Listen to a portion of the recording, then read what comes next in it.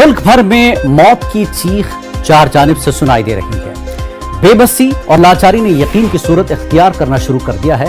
लोग अपनी और अपनों की फिक्र में जुटे हैं। मुल्क भर में कोरोना की रफ्तार भी काफी तेज है। गुज़श्ता 24 घंटों के दौरान 3,62,000 नए मामले दर्ज किए गए हैं, जबकि 3285 अफराद की मौत हुई है।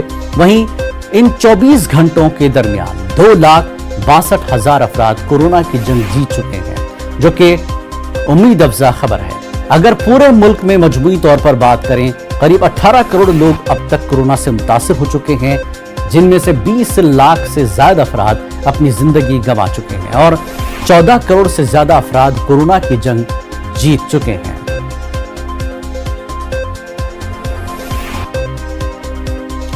और वहीं मुल्क भर में कोरोना वैक्सीन का दूसरा मरहला 1 मई से शुरू हो रहा है और दूसरे मरहले में 18 साल से ज्यादा उम्र वाले लोग भी कोरोना का टीका लगवा सकेंगे। इसके लिए ऑनलाइन रजिस्ट्रेशन कराना जरूरी होगा।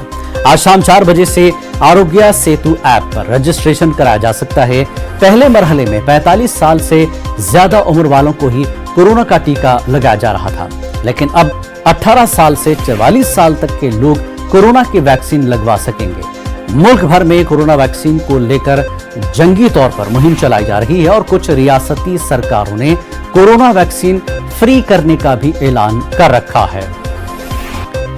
आइए इस वक्त हमारे साथ हमारे नुमाइंदे अनूप जुड़ चुके हैं। अनूप, जिस तरह से कोरोना वैक्सीन को लेकर अब तेजी दिखाई जा रही है, पहले 45 तक ये जो है महदूद था, अब 18 साल से ज्यादा उम्र वालों को भी अब कोरोना टीका दिया जाएगा। क्या कोरोना की वैक्सीन की सप्लाई अब यकीनी बनाई जा रही सरकार की तरफ से? क्या कुछ तैयारियां हैं सरकार की?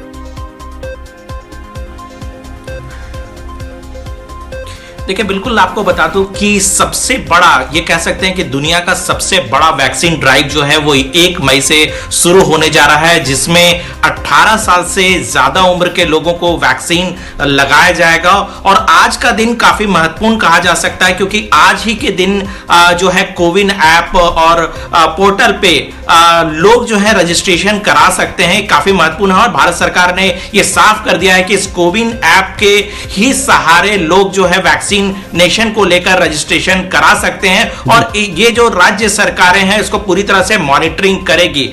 देखिए, 1 मई से जो प्राइवेट हॉस्पिटल हैं उसमें और सरकारी जो अस्पताल हैं और जो सेंटर बनाए जाएंगे उसमें 18 साल से ज्यादा के लोगों को वैक्सीनेशन किया जाएगा।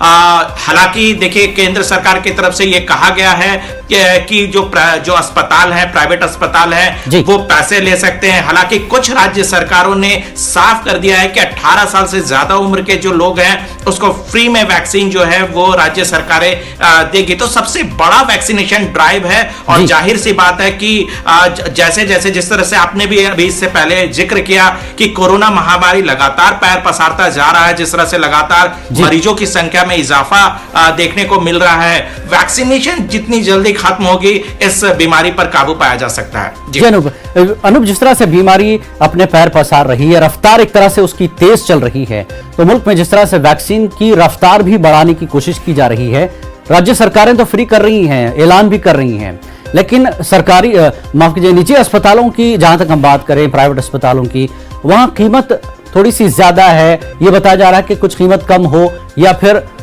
एक तरह से यहां पर भी सरकार थोड़ी मदद कर दे, आम लोग वहां भी पहुंच सके वैक्सीन लेने के लिए।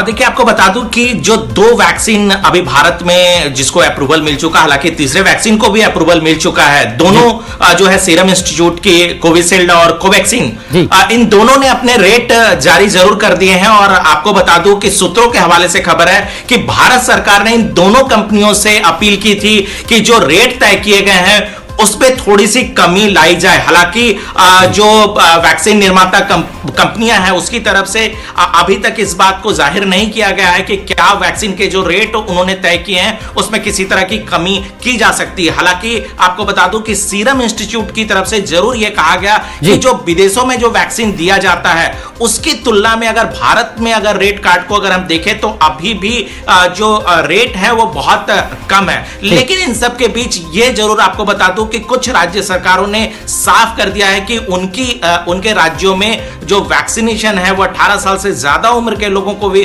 फ्री में वैक्सीन दिया जाएगा। हाँ, प्राइवेट अस्पतालों पे किस तरह से प्राइस पर निगरानी रखी जाएगी, किस तरह से क्या कंट्रोल किस तरह से किया जाएगा, इस पर अभी तय नहीं हुआ है। जाहिर सी बात है ये अस्पतालों को तय करना है। लेकिन आपको बता दूं कि सबसे मुख्य बात यह है कि जिस तरीके से महामारी लगातार पैर पसारता जा रहा है, वैक्सीनेशन ही एक ऐसा कह सकते हैं कि ये है कि बिल्कुल एक रास्ता वैक्सीनेशन का ही बचा है। जिस तेजी से वैक्सीनेशन होगा लोगों की जिंदगियां बच पाएंगे। अनूप हमारे साथ बने रहे। एक बड़ी खबर पर हम और नजर डालेंगे कि मुल्क में ऑक्सीजन की कमी और कोरोना की सूरत हाल पर आज मरकजी काबिना की मीटिंग होगी। ये मीटिंग 10:30 बजे होगी, जिसमें मुल्क में कोरोना ऑक्सीजन की कमी और दीगर मामलों पर तबादला ख्याल किया जा सकता है। इससे पहले वजीर आजम मोदी ने मुल्क में कोरोना के हालात को लेकर आला अफसरान के साथ मीटिंग की और मुल्क में ऑक्सीजन की दस्तयाबी, दवाओं और सेहत सहूलियात का जायजा लिया।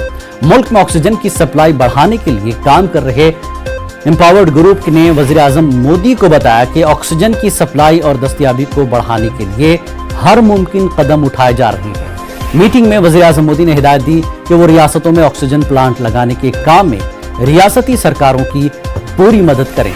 मेडिकल सहूलियात और कोरोना इंतजाम को लेकर बने एम्पावर्ड ग्रुप ने मुल्क में आईसीयू और बेड बढ़ाने के लिए उठाए गए इक़दामात की जानकारी दी।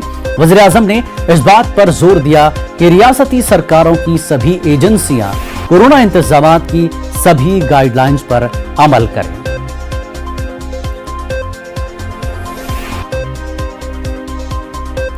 अनूप हमारे साथ जुड़े हुए हैं। अनूप, जिस तरह से आज एक अहम मीटिंग है, इस मीटिंग में पहले ही वज़ीर आज़म नरेंद्र मोदी ने कई गाइडलाइंस बताई, कई हिदायतें दी हैं। आज की मीटिंग में क्या अहम चीजें होगी और क्या अहकामात सामने आ सकते हैं पीएम के?